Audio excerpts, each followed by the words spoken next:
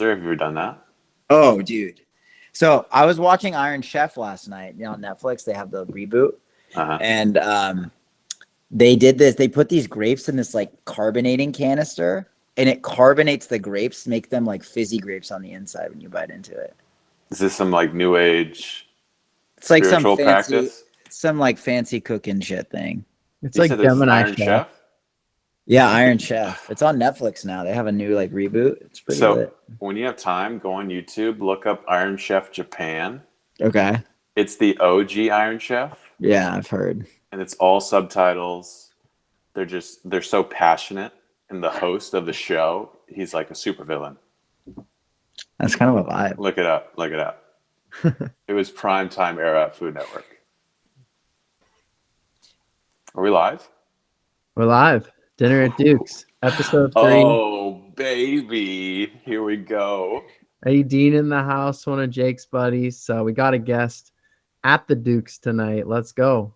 Yeah. Well, first of all, Aidin, dress code, not up to par, but we did sneak him in through the back door, so we're all good.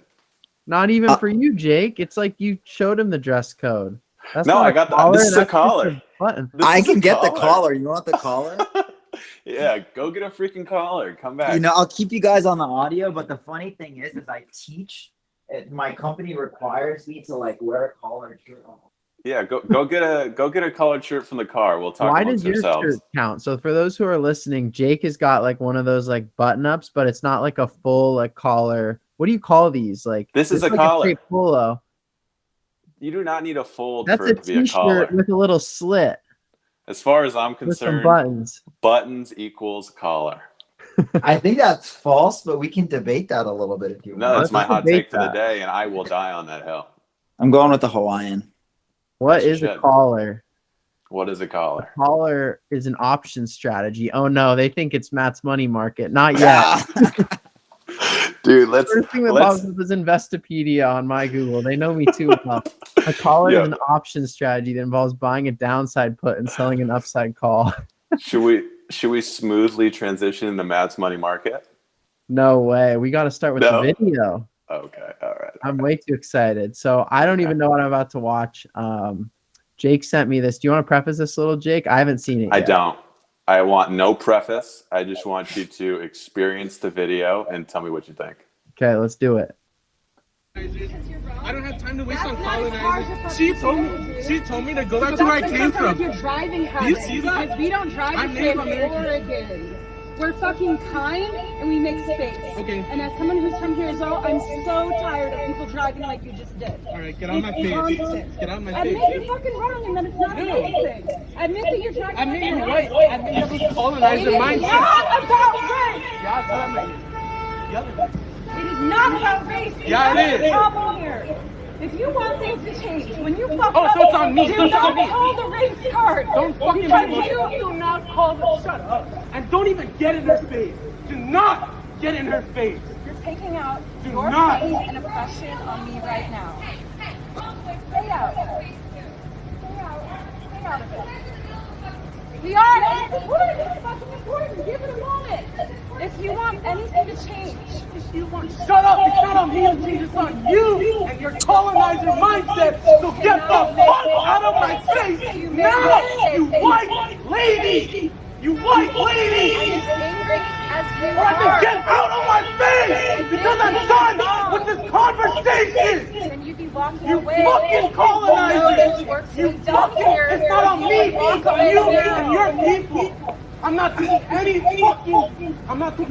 direction from a white lady! Everyone needs to hear how angry you are, but it's not about this.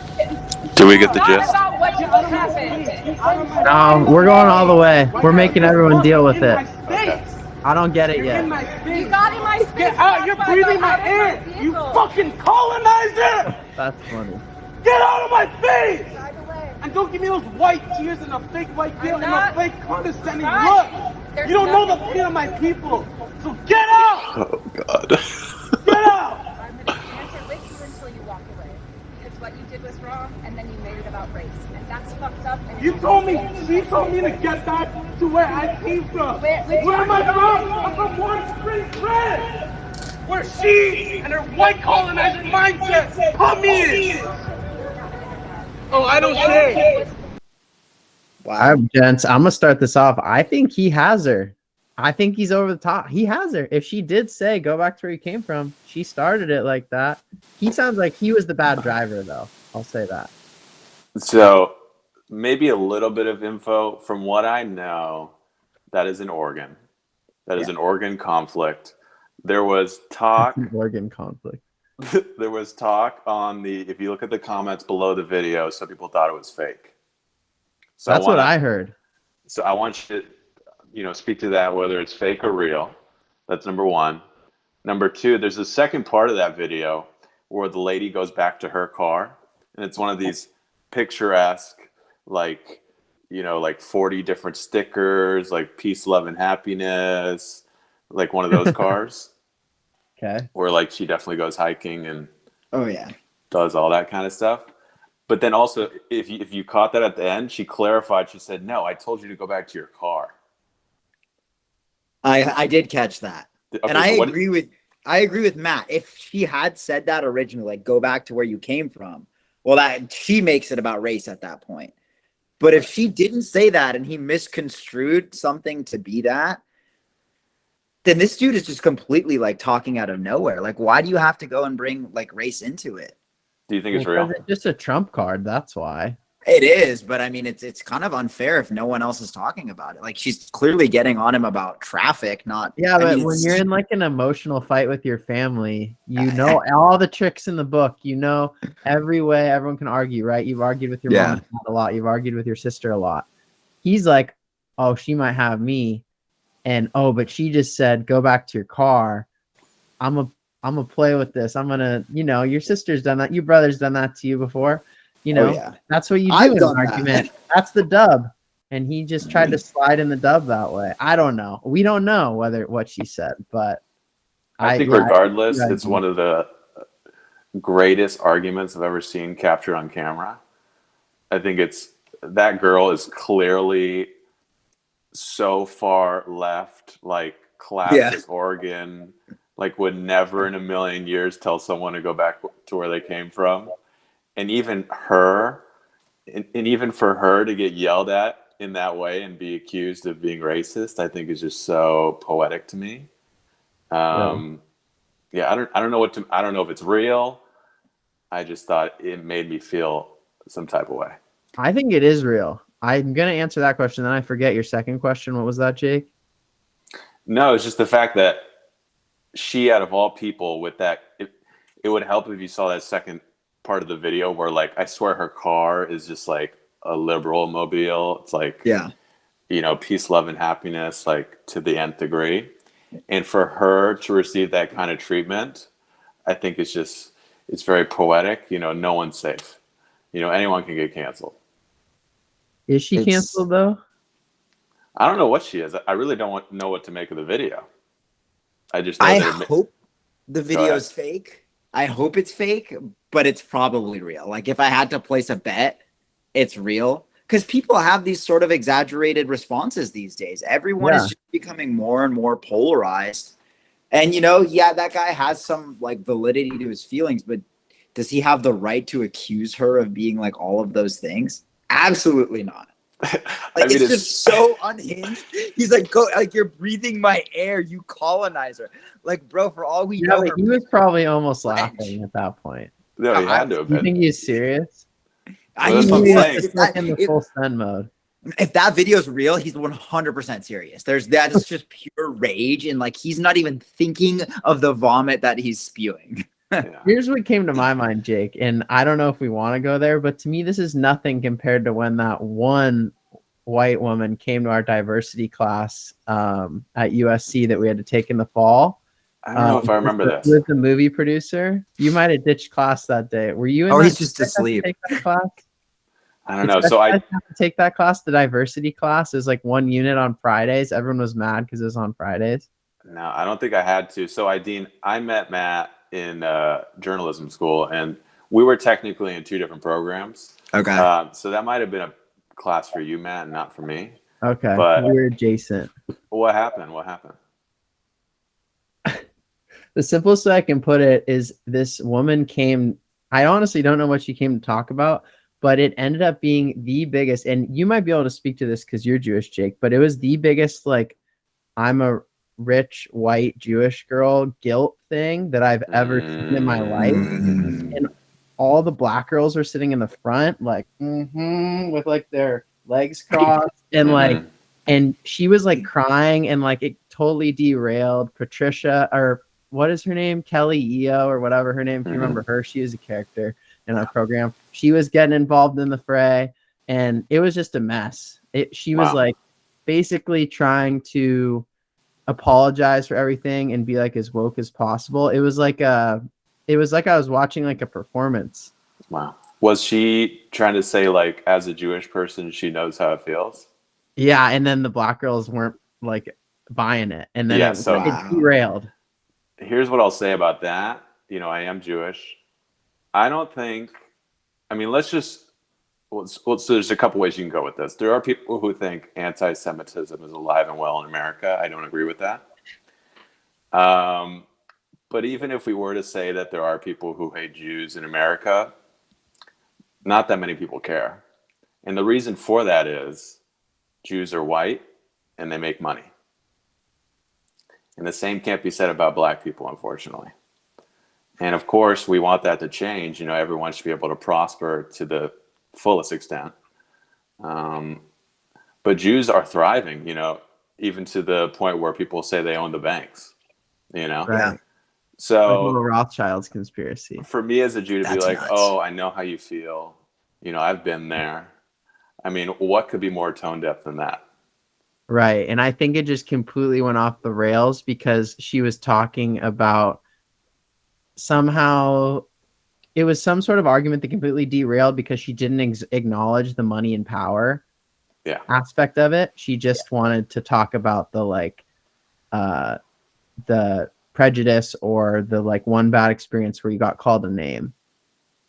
But to me, when I think of like when I think of this issue, I think so much of like when I think of like what you just said, what's best for black people or any person who's in a position of weakness is you want them to have money and power. Yeah. Because that's going to make them better off so that they don't have to care about that racial or whatever problem they're dealing with, because when you have money and power, you get what you want. Mm-hmm. Yeah, you still live with a lot of the side effects, you know, and a lot of the burdens of like racial treatment, like being treated differently because of your race. But having the money and power makes it easier to kind of, I mean, I can't speak to this personally, but I can imagine like, you know, it makes a lot of other areas of life easier. You have I can't speak to other. Also, we got some weird audio thing. Are you guys hearing that? I am. It's like a little white noise. Yeah, I don't know. It's coming from Jake, maybe. Can you hear me now? Yeah, I'm just trying to figure out where that white noise is coming from. It's colonizing. Taking over. Should I try to check the windows? Stop it. It's breathing our air. It's breathing our air. Okay, no, we'll keep going. That was the perfect segue back. Yeah, no, back to that video. I mean, if the guy effed up and he made a bad turn, I mean, you just got to own it. I think that's the conclusion we should all be able to reach. I love it. All right, we're moving on. We got Glenn Greenwald. I'm gonna read this for you. You know, I'll put this on screen. I'm sharing. I'm presenting. Sharing is caring. Please do. You can all look at it. Glenn Greenwald, one of the true journalists. Yeah, for those of you who don't know, Glenn Greenwald, I don't really think he says he's part of any one party politically, which I do like. You know, he was very critical of the Bush years, the Patriot Act, all of which I agree with, of course. You know, anti-surveillance, anti-war. He's very critical of, you know, Raytheon and all of these defense contractors or defense companies who, I mean, you take the war in Ukraine, for example, there are billions upon billions of dollars going to Ukraine with no oversight. And no one's willing to say where exactly it's going. And Glenn's point with that is, I know this is slightly different, what we're going to be getting into, but Glenn's point with that is, just tell me where it's going. Just tell me who's getting it. Because if I don't know who's getting it, I'm going to assume it's all these defense companies and all people who shouldn't be getting the money. Right. But the problem with that is there are more than just tens of billions, hundreds of billions going into a black box for intelligence agencies each year, where we don't get to know where the money goes, or at the Pentagon, where it just goes into a void. And we don't get to know because of classifications. National security. Right, national security. So we have these areas of the government where money's just being funneled in. It could be for Stinger missiles to take out tanks, Russian tanks that we're supplying Ukrainians with, or it could be to pay off a Ukrainian oligarch. So we just don't know. Right. And we should know. I mean, even with our taxes, we should, I mean, people have brought this up. It's not just me. We should get a list of, what sectors within the government are, is getting my tax dollars. I think so do you think there should be any government funds that get to go into a black hole, be for clandestine activities like spying or secret missions, where, making it public to the taxpayer, could potentially hurt the mission? Obviously, I'm with you that this has gone way overblown and they use this for everything now. So you don't know where anything goes. But I'm curious if you think there should be anything at all like that. What do you think, Aidin? I definitely think they need some sort of secrecy. I mean, I don't want to know everything our government does. The world is a scary place. And as suspicious as this sounds, I trust the US government more than I trust the Chinese government, more than I trust the government, more than I trust the Iranian government. And that's coming from someone who's like, half Persian himself. Like, there are a lot of really foreign nations out there that don't have the best interest of the American people somewhat, at heart. And I'm not saying our government is perfect by any means. But I think there should be some, you can't just say, we have the right to know everything. Well, national security is a valid concern to a certain extent. I think they are way abusing it, though. Like, it's just way, way, way, way, way abused. Kind of like Matt was getting at. So I definitely think a little bit of it is good, though, because not everyone else needs to know what's going on. Well, listen, I could talk about that all day. Maybe we could get into this and then we could maybe backpedal towards the excuse that is national security. Yeah, we have Glenn on screen. Yeah, let's do that. All right, reading it. This is just pure racism, completely indistinguishable. Okay, so that's his commentary. Here's the scoop from an actual reporter, because this is another topic. Is Glenn a full journalist at this point? What does it mean to be a journalist rather than a reporter? I think of Glenn more as a commentator who holds power accountable now, and he was a journalist. But scoop from Robbie Suave: I obtained an email from the equity manager of Oregon State's health agency. She delayed a community meeting and then justified this on grounds that urgency is a white supremacy value. Quote. Okay. So the idea is kind of that you're taking, Latin American culture where you're naturally late or something, to a whole nother level where you're sort of weaponizing it to like any sense of timeliness or doing anything at all is white supremacy. But let's read the actual email. Hello, partners. Thank you for your interest in attending the community conversation, blah, blah, blah, to discuss the community, blah, blah, blah. In being responsive to partners from across the state, we're hearing the timing of this meeting is not ideal and that people would like more time to prepare for this important conversation. We recognize that urgency is a white supremacy value that can get in the way of more intentional and thoughtful work, and we want to attend to this dynamic. Therefore, we will reach out at a later date to reschedule. Thank you so much for your patience, care, and understanding. Best, Danielle Droppers. So I don't know about you, Aidin, but if this email does not make you want to burn this ideology at the stake, I don't know what else is going to make it happen for you. I mean, that is pure racism, as Glenn said. It's nothing but. I mean, it's obviously being sold as anti-racism, which is more than a little ironic. But right. I mean, we live in the Twilight Zone. We lost Jake. What do you think, Aidin? Honestly, it's just kind of funny how people on the left, and I have always considered myself much more left-leaning than right, but now the left has just become like the polarized far left has started viewing are using racism in their anti-racism agenda. And just because you come at it from the perspective of like, oh, we're liberal, we're trying to support all of these oppressed groups. Well, like, I get it. Your agenda is quote unquote right, but the way you're going about it is just completely wrong. You can't use the same things you're condemning other people for using. You have to be able to, like, you're just literally falling to the lowest possible common denominator. Yeah. Did I lose you guys for a little bit? A little Like, bit. split. And we got a little white noise here and there, boys. I love it, but we're gonna have to clean it up next week. Okay, yeah. No, I'll try to keep my my thing here. Maybe it'll clean it up a little bit.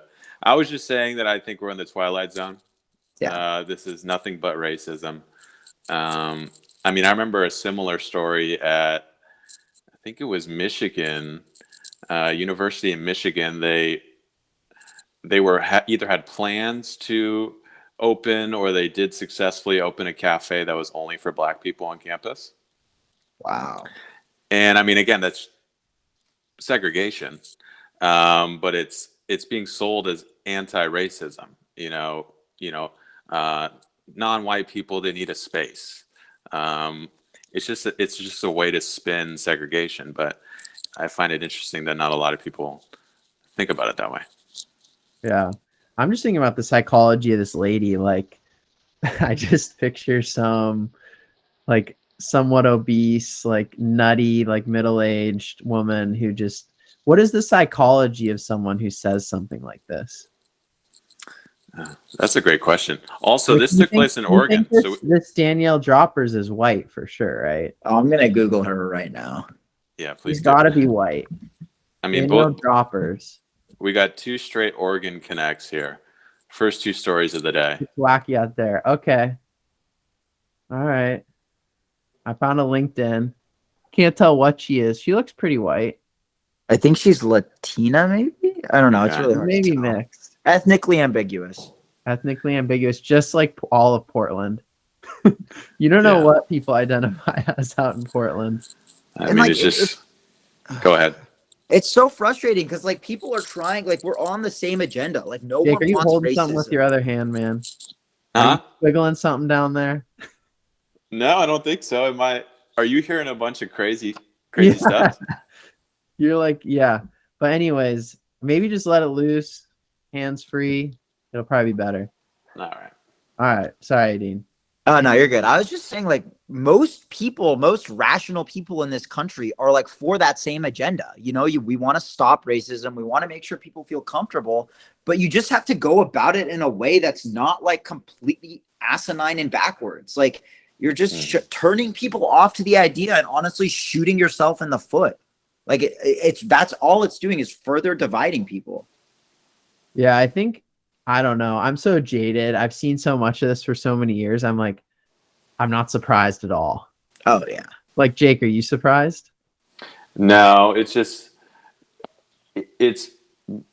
increasingly just the fact that you get it in such clear English and in writing. It's kind of similar to the video in that it's almost surreal, and it's such a great representation of what you shouldn't think, right? Of like what to avoid in terms of worldview. Yeah. So in that sense, I think I'll go the other way. Maybe it's good, where we just get it plainly out in the open, just how some people think, because if it was maybe more subtle, it may be harder to vote against. Right. Yeah. I like that. I think that too. And being someone who's lived in LA or something, like the point of the show would be to get it to someone who would be shocked. Maybe someone who does live in like a purple state or somewhere where stuff like this doesn't happen. Cause like in LA, like or at USC, I'm not surprised in the slightest that something like this would happen. Oregon, maybe it's like a little more toned down at USC than like Oregon, but I'm not surprised. But I guess it's like, how can we get it out of these circles? Because Glenn Greenwald, he has 1.6 million followers on Twitter. A lot of the people who follow him are like independent, identifying like Jake, or like right-leaning like myself. And so how do you communicate this stuff and get people out of their bubbles where they'd actually be kind of shocked by it? And I agree with you, Jake, that like having it in writing or something like that is what would help get it to the next level. And get it out to the people who need to hear it. Yeah. And what's another layer to this is me and Aidin went to Oregon. And we went to a part of Oregon which is not like this. You know, it's not, like some of the most redneck things and they admit they call themselves openly redneck. It's like, ain't this the most redneck shit you've ever seen? Like, yes. So, you know, it's not all of Oregon, but it is, it is like the power center, the stereotypical sort of caricature of the hipster who, just thinks this way. Yeah, it's not Medford. It's pretty special. But do you want to move on to Matt's Money Corner? I mean, I'm chopping at the bit here. I want let's do it. Matt's Money Corner, first inaugural. Or Matt's Money Market. I'm so sorry. Matt's Money Market. Matt's Money Market. What'd you call it? I think Matt's Money Corner, but I don't like that at all. You don't like the corner? You don't want to put me in a corner? I think Matt's Money Market. That's what we're after. All right, boys. What are we starting with? Why it takes longer for housing to crash, or is the bad economy because of Putin? Aidin, you choose. Today, I kind of want to do the Putin one. Putin one? Okay. So what do you guys think before we start? Is the bad economy because of Putin? When you hear Jen Psaki, the spokeswoman for the White House, or, people in the government saying, oil prices are so high because of Russia or things like that. What do you think? You buying into that? Are you kind of just like, oh yeah, or are you kind of skeptical? I mean, Jake, you go first. Actually, I want to hear your opinion before I say anything. Well, me and money, we don't jive. Again, I've said this once. I'll say it again. I'm good at saving money. I know nothing about money. All I know is that the gas prices are going up, and Joe Biden is not helping. Other than that, I don't know squat. Rents are up too. You were asking about rent at the 4th of July party. By the way, happy 4th of July, everyone. Day late. Yeah. But yesterday, you're baby. like, how much does this place cost? And they said $3,700 for a whole house with a nice backyard and a pool, Costa Mesa, California. And then you said, hey, that'll get you like a studio in Culver City. Yeah. Can you imagine? No. That house was like a house that a family could live in. A real house. Yeah. And no, I was talking to another friend of mine who was not at the party, but that I know very well. And she was looking for just a studio, just something for herself. And $3,700, she told me, for a studio in Culver City. Wow. So why is that, Matt? Please tell me. Why? Well, now we're going back to the housing. Yeah, Jake, you're flipping the I'm sorry. I'm sorry Putin. about that. I apologize. Putin. Okay, guys. No, Putin is not crashing the economy. They're saying two things at once at the White House. They're saying, this is Putin's war on the American people. And they're also saying you have to sacrifice because we have to stop dictators. So you can't have two things at once. You can't have the U.S. be the most powerful country in the world that is able to enact sanctions because the U.S. dollar is the strongest. It's the global reserve currency. And all that means is that when push comes to shove, every other country wants dollars. They want to trade in dollars. They want to settle all their accounts in dollars. So even if you're like in Africa or even in Europe, there's trillions of dollars in Europe that settle things between euros. So when push comes to shove, we're the ones who sanctioned Russia. And you want to see a crazy chart, I'll pull it up. The Russian ruble, stronger than ever. We said we were going to crush Putin. And you can see here, let me pull this up. So what is the significance, while you're pulling that up, what is the significance of everything being traded in dollars? The Is that what you said? significance? Yeah, the significance is we can print them and they won't just go to zero. Like, when the Zimbabwe printed their dollars, have you ever seen one of those 1 trillion Zimbabwe dollars? No. People have them. Well, there's Zimbabwe just kept, making their dollars worth more. So they got all the way up to $1 trillion. And those things are worthless too. Although they're actually worth $10 because they're cool souvenirs. But $1 trillion note became worth Wasn't that like what classically happened in the Soviet Union? Was it was like $1,000 for bread? Or am I misremembering that? I don't know. I think Germany. In Germany. Is it Germany? Yeah. It was Germany right before World War II. They had just like the 20s. I think it was like gnarly inflation. They were burning money to keep warm. Right. Um, Okay. So Holy this is a little smokes. smaller, but you can see my screen here. And you see right here when the war started, we launched a bunch of sanctions in the this is ruble to US dollar. Boom, down and boom, way up. And now it's higher than ever. Why? So, Great question. because our sanctions didn't work. I mean, this is something to be concerned about. Our sanctions aren't working. Russia's getting what it wants. They wanted Eastern Ukraine. It was a huge security issue for them that we were wanting NATO, that we were wanting Ukraine to join NATO. And imagine if China had a security state around the world. Let's just imagine this. China was the world power, and they were going into Mexico, asking Mexico to join their Asia Pacific Pact. Because NATO means that if one country is attacked, all are attacked. Yeah. And we had Mexico right on our border joining China's alliance.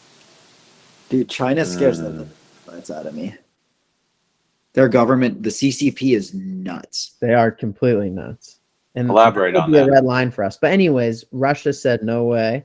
They followed through. And all this could have been solved in diplomacy by not, letting these Russian speaking parts of Ukraine.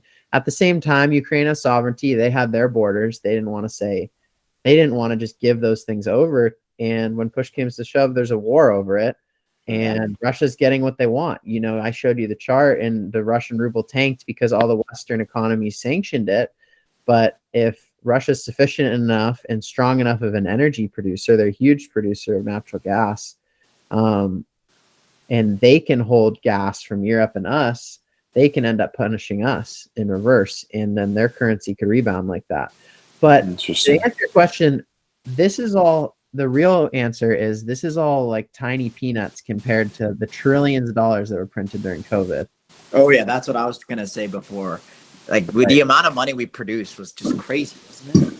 Right. Yeah. Let's pull that up. How much US dollars were printed during COVID? Why did they do that? They were giving people money. They're giving the business owners 0% loans, which didn't even have to pay back. They were called loans, but they're really just grants. If you spent them on the right things, if you spent them on office rent, if you spent them on salaries, which you could pay to yourself or your employees, you didn't have to pay back any. So that was PPP. PPP. I'm betting, any business, got it. And then they gave unemployment. These things don't just come from a surplus. We're in debt. So we issue new treasuries to pay for that, which is just a debt obligation that we have to pay back what we spent out of thin air with interest. Wow. I didn't know any of that. That was phenomenal. Isn't it something like 20% of all of the money in U.S. history ever printed was printed in like 2020? Damn. Dude, well, I'm searching this on Google, and this is one of those topics that's not great to search on Google. No, it's okay. Yeah. I should be searching this on DuckDuckGo. Aidin, can I poke and prod you on your China concerns? Oh yeah, they scare the living daylight out of me. Can you elaborate on that? I'd love to know. I feel like, first of all, their intentions aren't good. If you look back to like the beginning of the Communist Party in China with Mao and, their whole communist revolution, he had a plan. He wants to take over the world. He had his like 5-year plans and I think like 50-year plans and stuff like that to like modernize China and bring it out of like, their agricultural state. And they are kind of doing that. Their economy, from my understanding, is just like absolutely ripping. Oh, maybe before COVID, they were gaining ground on us, becoming the number one economy in the world. And they have no respect for rights and individual freedoms. It's all the state. They're a surveillance state. I don't know if you've seen some of the lockdowns that they've issued in large cities like Shanghai during COVID, but it's like dystopian. Watermelons were going for like $100. Yeah, no, China at points it's like completely dystopian, and it's nothing against Chinese people or Chinese culture. It's their government. Their government is absolutely nuts, and their desire to spread their influence, especially with technology and all of this stuff, by the way they collect data from TikTok, what they used to do with that and spy on people, it's just really, really scary. And like their concentration camps, bro, the Muslims that they have in like Western the Uyghurs. Bro, what? The Uyghurs. The Uyghurs. The Uyghurs. Yeah. For those of you who don't know, the Chinese government has placed the Muslim minority Uyghurs. Uyghurs. Is that how you pronounce it? Yeah. In China, they've basically put them in re-education camps to try to get them to not be Muslim anymore. And there's been, terrible reports of the treatment or mistreatment, rather, of these people in these camps. And it goes largely unreported in America. That's for sure. Yeah. Okay, so Matt's money market has kind of turned into like foreign policy corner, but I'm going to steer the ship back to what Jake was talking about, the rents. Why is the housing so expensive? It takes a lot more time for cost of housing to digest through the market. So do you guys have like any stock accounts? No, you guys heard like a lot of stocks are down more than 50%, like more than 70%, 80%. Yeah. Like high flying stocks are down tons. Yeah. They're down, they're down tons. So like if you had like Rivian, which is like a new electric car company, I don't know if you heard of it. Yeah. It was up at like $150 and now it's at like $20. Okay. So if you had like $1 million in that, you'd have like 70K. So they've just gotten smoked. Absolutely smoked. But housing is just like we were talking about, getting more expensive, more expensive. Why is that? Well, it takes a long time for housing to turn over because of interest rates. That is the key thing. And I don't know how much you guys are familiar with interest rates, but during COVID, they're giving out historically low interest rates. Yeah. You could borrow at like 2% at one point on your house. So say you had $1 million house, you could borrow money at 2%. So you could put down, say you put down 100K on $1 million house. So you put down 10% on $1 million house. You borrow 900K at 2%. You only got to pay 18K a year in interest. Now interest rates are at more than 5%. So you're paying, closer to 50, you're paying close to like 45, 50,000 a year in interest instead of 18,000. So you're getting creamed on interest. And that takes time to digest because interest rates can be fixed. So, if you buy a house during COVID with the 2%, you can have that fixed forever. So even though interest rates are higher now, you get to pay interest of 2% for the next 30 years. Whereas now anyone who buys a new house has to pay at 5%. So if you buy $1 million house at 5% and you borrowed all of it, you have to pay $50,000 a year just in interest instead of $20,000. So long story short, there's all these people, all these super rich corporations, BlackRock, whoever you want to say, Blackstone, who bought all the housing during COVID at 0 interest rates. And the rest of the economy may be crashing. Rivian stock may be crashing. People may be losing their jobs. Inflation may be running hot.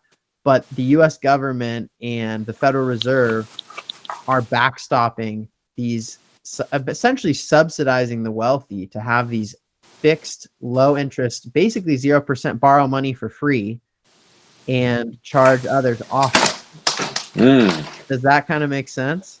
And so once that's fixed, where'd I lose you guys? I'm good. I'm keeping a track of everything here. Okay. I know nothing. Aidin got it. I actually saw a tweet today too, and it makes sense. It's like, oh, what it would have been to sign a mortgage, in December of 2020. Yeah. Or like, what I mean? And it makes perfect sense. It's 2%. And it's just, it's kind of scary. I mean, what are some of the repercussions of that? It just further separates wealth in this country then, because everyone who has the money and bought those properties is, not necessarily as screwed over by the new interest rates. They're not only not screwed over, they're getting comparatively wealthier than the have-nots because they're fixed at that 2%. So anyone who's doesn't have right now and works their ass off to make it to have a house is going to have to buy a new home at 5% or higher.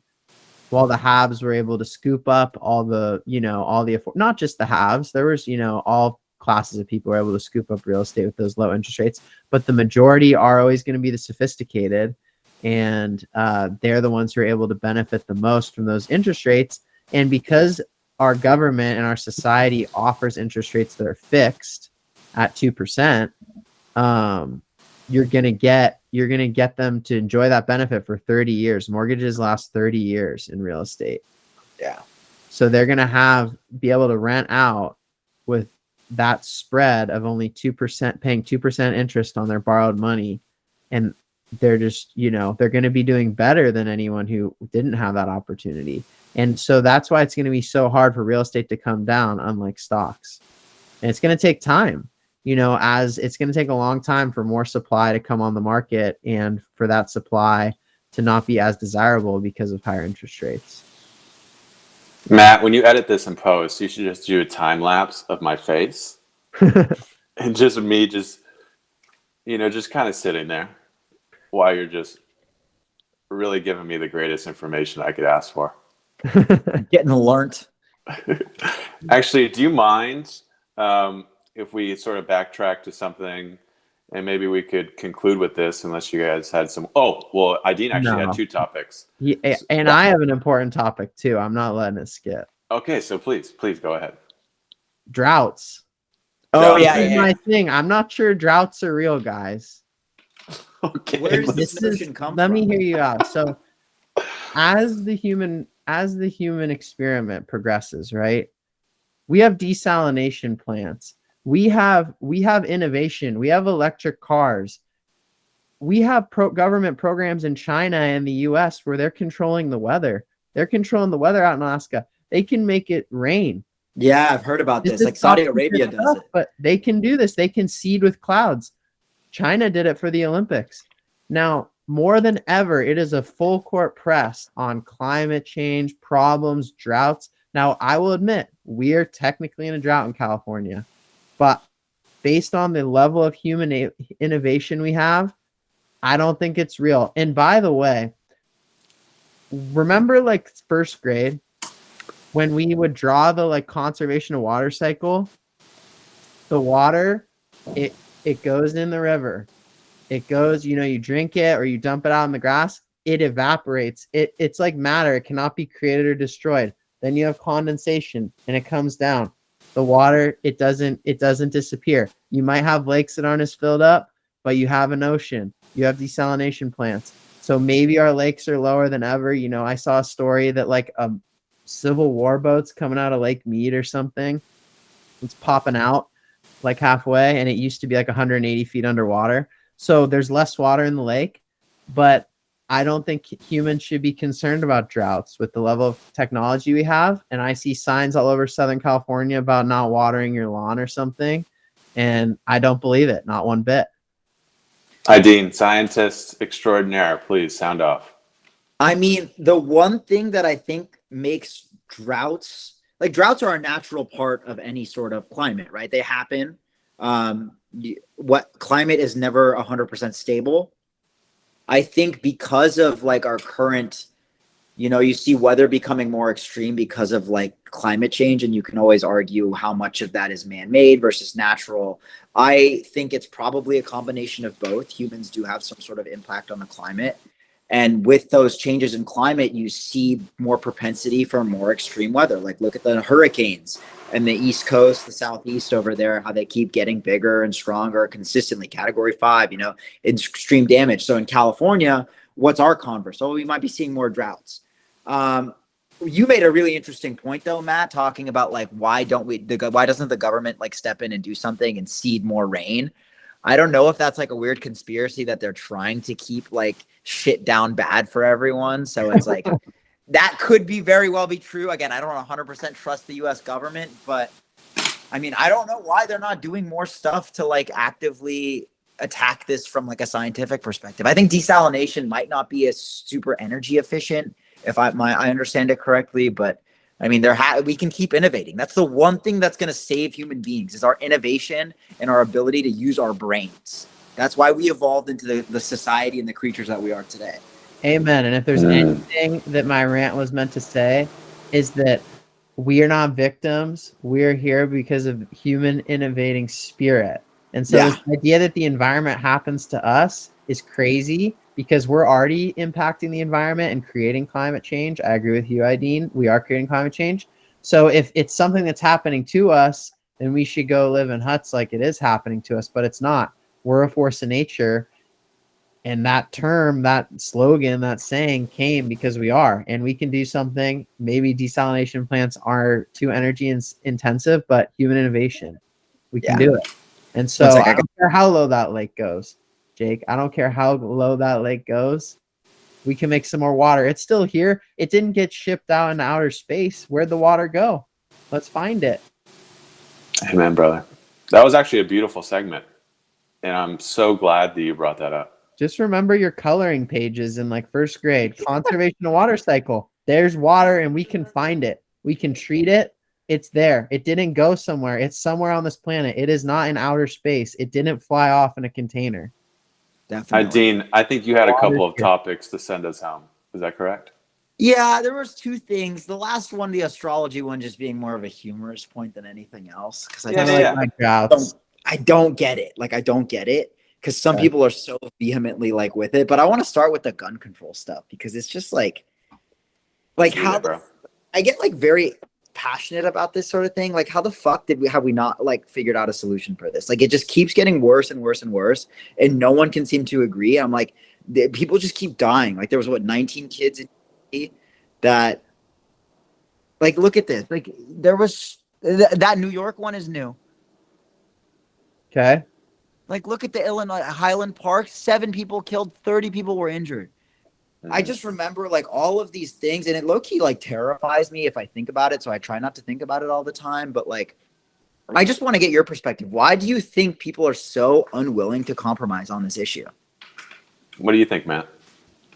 Well, my first thought is we've had ARs for decades, and the problem that I want to talk about was not just the present day, but Columbine. When did the culture shift where these mass shootings started? And I saw an interesting tweet on this today, and I heard you wanted to talk about this, Aidin, so I thought about it. I think it's interesting to think about when was there that shift in the culture. There were ARs before 2000, before 1999 when Columbine happened. But if you go down the list, it completely drops off before Columbine. There just wasn't this level of mass shootings. So there has to be a cultural component to the issue.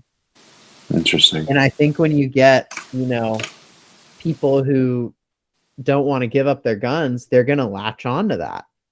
Yeah. I think both sides could be right. I think it could be true that if you went full Europe, you wouldn't have the same level of problem. But there is no way to prove what is that word in arguing, or like, I'm trying to think of it. I'm blanking right now, but it's like when you can't prove something's not true. You can't prove that you can't prove that it's not true how valuable it is to have the Second Amendment. Like, if someone just values that they think that they can resist the government and that our country's better because we have that check on our government, that like, and that's why Europe is more socialist. You can't like you can't falsify that. It's non-falsifiable. That's what I was trying to figure out. Okay. And so I think that's where the impasse is. It's non-falsifiable how valuable the Second Amendment is for freedom relative to other countries, relative to the benefit of not having people die from mass shootings. Because it could be true that, in Europe, if you take away all the guns, Canada, whatever, Australia, then this wouldn't happen. But you can also say, there's this cultural point of change, and there was ARs before, and you can say that, you can't really quantify how valuable the Second Amendment is, and there's a huge swath of the population who values it and isn't willing to experiment and become like other nations. So that's why I think there's an impasse. Yeah. A couple of things that I would say. The first is, I think our country is unique in its founding. We grew out of a genuine distrust for the government, and that, I hate guns. I wish they were never invented, but it's one of the things that we used when we liberated ourselves way back when. And so I think what you may call an obsession with guns, what you may call, a love of the Second Amendment. I think that is born out of America's founding. So I think that is important to note, number one. Number two, yeah, I think to Matt's point, it is hard to quantify that, the freedom that is guaranteed by the Second Amendment. Like, how can you measure that? I think that's a great point. And, it even dovetails into what we were talking about, do you trust the government? Do you not trust the government even today? I mean, me personally, I hate the government. I think it should be as small as possible. And, obviously it should help people in some ways. And, I'm actually kind of weird about this. I think that state healthcare is something that we should look into, even though I hate the government. So I'm always oscillating on that front. But even though I hate guns, I do think that we should have access to them. But what that means, like what that level of access should look like, I really have no idea. I just feel like it has to be slightly harder than it is now. I mean, there's just some states where, and I don't know all the details, so I'm kind of generalizing, but I feel like it's just too easy.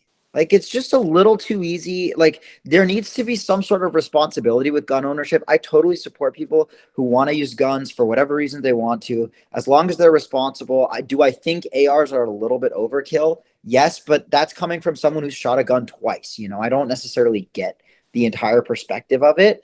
But if you're responsible, you know how to use a weapon, and you have mental health in check. Like, this country also has a mental health problem. I think that's part of it. It's cultural, but also you've seen a shift in the way society functions, the onset of technology and social media. People's mental health is in the shitter, and then that with the access to guns and firearms, that's basically unhinged. I'm pretty sure the guy who shot up Illinois yesterday, bought his AR completely legally. And should we allow someone who's in that sort of mental state to have access to weapons that are that destructive? I personally don't think so. I think there needs to be some level of restriction. Even to get a driver's license, I need to take a permit test. I need to have 3 behind the wheels in California. I need to have a certain number of hours, and then I need to pass an actual test. And I'm glad you brought that up, Aidin. This is multivariate, like so many important issues are. And, it's a grown-up conversation. It's something, I'm fully willing to admit I'm not an expert on guns. But a lot of people think it's one factor. It's just the guns. No, yeah. Of course it has to do with the mental health. Of course it has to do with the culture at large. Of course it has to do with, this, that, and the other. So we have to be willing to look at all of those things. Oh, yeah. Yeah. All good points, gentlemen. I think, it's like you said, I think you can put in place red flag laws. I think, like you said, the Chicago shooter is a great example, but at the end of the day, there's a constitutional amendment for this. Yeah. And it's the Second Amendment. And I think this is another great example of Congress abdicating its responsibilities, because a bunch of people would clamor for a different interpretation of the Second Amendment, when if we need a solution, when we need red flag laws for sketch balls and, schizos, I don't know, just someone crazy, that needs to come from Congress. Write it in. If it's so simple, then get bipartisan support and pass it. And same thing with, abortion. We had our it's a lost episode, buddy. Lost episode due to technical Forever difficulties. lost. And we've got improvements to make here tonight too. We're getting better though. Yes. That everyone wants to read into the Constitution and a constitutional right, but if you have the votes for it, then make an amendment. So that's sort of how I feel, is that there needs to be laws for these things, or else you're just abdicating the judicial branch. So, yeah. Should we end off on astrology? I'm down. Well, I'm just let's so give Aidin. Do you have any last words on?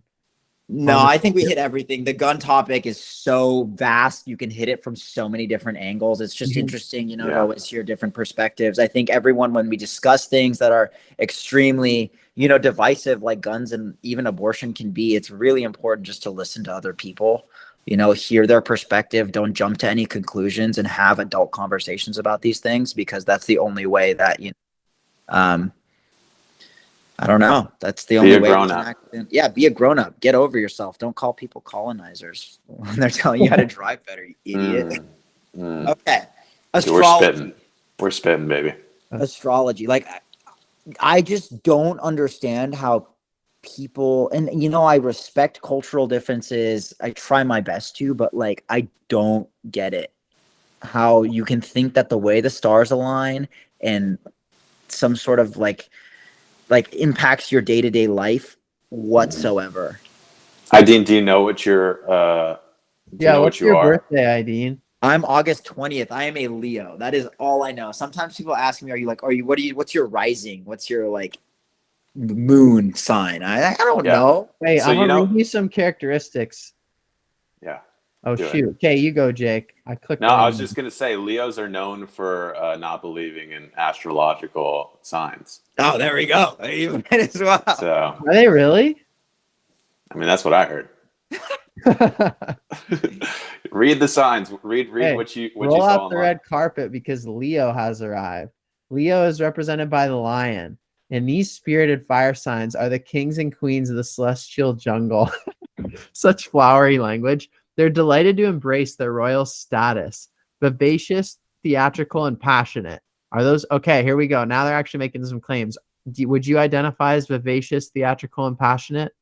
I'm passionate. I wouldn't necessarily say I'm theatrical. Okay. When you're drunk, you're super theatrical. Well, yeah. Oh, here we go. Okay. Yeah. Leos love to bask in the spotlight and celebrate themselves. Oh, yeah. Jake? Yeah, when you're hitting that jewel and when you're getting jiggy, there's nothing quite like it. Okay, when I'm dancing, hell yeah. But like on a day-to-day basis, I definitely like don't shy away from the spotlight, but I've never been the person who's been like me all the time. Well, maybe Playful Leos have no problem leading into drama-filled romances that are perfectly suited for the tabloids. Jake? well, I was just about to say, Aidin, maybe you knew all of these things about Leos and you chose to go against the grain of the universe. Maybe this was a concerted effort on your part. Maybe it's subconscious too. I mean, the reason I got exposed to a lot of this stuff was when I was working at the annual fund at Santa Barbara. Shout out to Nick Wilson and his ex-girlfriend, Emily Ramos. Like that group of girls were like super, super into astrology. And they'd be asking me all these questions and being like, oh my God, that's so on brand with you. And I was just like, I mean, I think that just makes generalizing statements that people can latch onto. Like if you name 3 adjectives that are, someone's going to most likely identify as one of those adjectives. Right. Passionate's kind of cheap. Theatrical is like kind of fair. Like I feel like that's descriptive enough. You could like say someone is or isn't, but passionate is like, that was a cheap shot. I don't buy that. That's some flowery language. That's some palm reader-ish. But that's what I think it is, and I just don't necessarily understand. And I try to, like, how do you legitimately think that stuff has any sort of influence in their day-to-day life? All I know is once I read a tarot card for you, your life's going to change. I'm waiting that day. You come, I'll visit you in LA. You come to me in Irvine. Yeah, we'll make it happen. Someone's going to gift me a tarot card set, and the cards are going to start popping out of the deck. And they're going to explain everything about you.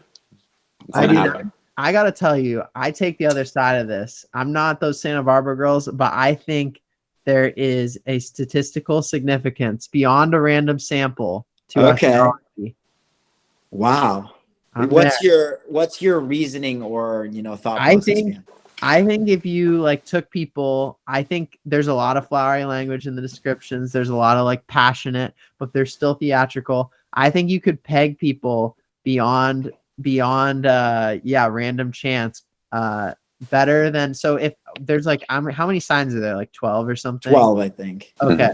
I think you could do better than 1 in 12 if you pegged random samples over repeatable studies.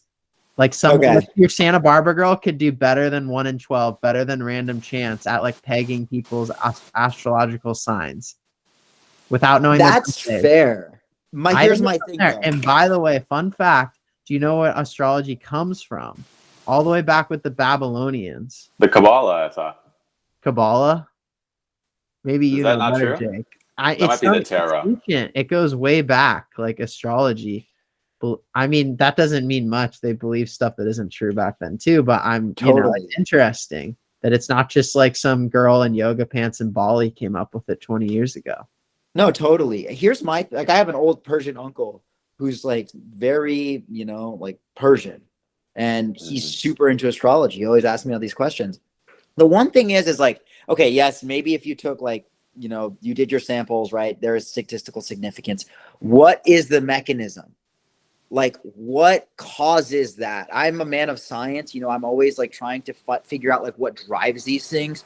With genetics, we can explain a lot of things about behavior, whether it's like the way you're raised. I don't know if it has to do with like weather and like, maybe people raise children certain ways in certain months based off the years. Like, what causes that like difference? How does Yeah, that's super that interesting. comes from the stars lining up? Like when these stars are out, the Leo is out when I'm born. Does it like beam me some sort of energy? Like what cells, receptors do we have? How does that alter gene expression, or like the way children are nurtured? Because it's always the nature versus nurture. Well, it's a combo of both. Which one is influenced? I don't think it's the nature. How is the nurture potentially like affected by that? Right. That's super interesting. Could be something completely different than it could be seasons. It could be the month. It doesn't have to actually be the gravitational force of the stars and the planets. Yeah. That's my thought on hemispheres. It. So, and perhaps it would be fun to do a comparative study of like Southern Hemisphere versus Northern Hemisphere with your Santa Barbara girls guessing beyond a random chance if they can do better with Southern Hemisphere versus Northern Hemisphere. Totally. Listen, I think this discussion ultimately it's a small moment. It really represents our podcast as a whole. We don't have to have all the answers, but I'm glad we had the conversation. Yeah. Dinner at Duke's, everyone. Episode 3. Dinner at Duke's, baby. Thank you, Aidin. Thank you so much. A brilliant guest. I mean, he's better than both of us people. Although I gotta say, Aidin, you don't put the island shirt right above the t-shirt. I would, but the AirPods were on. I didn't want to deal with taking them off, taking the shirt off. It was a lazy move, but you know what? It gets the job done, I guess. Broke the code. It's definitely our top performer. And Jake with his button shirt that there's no chance there's a collar on there, but he's gonna keep selling it to people. Selling it to the Dukes out there listening. Much love to all my fans. It was truly a wild ride. We'll see you guys next week. Thanks guys again for having me. Bye.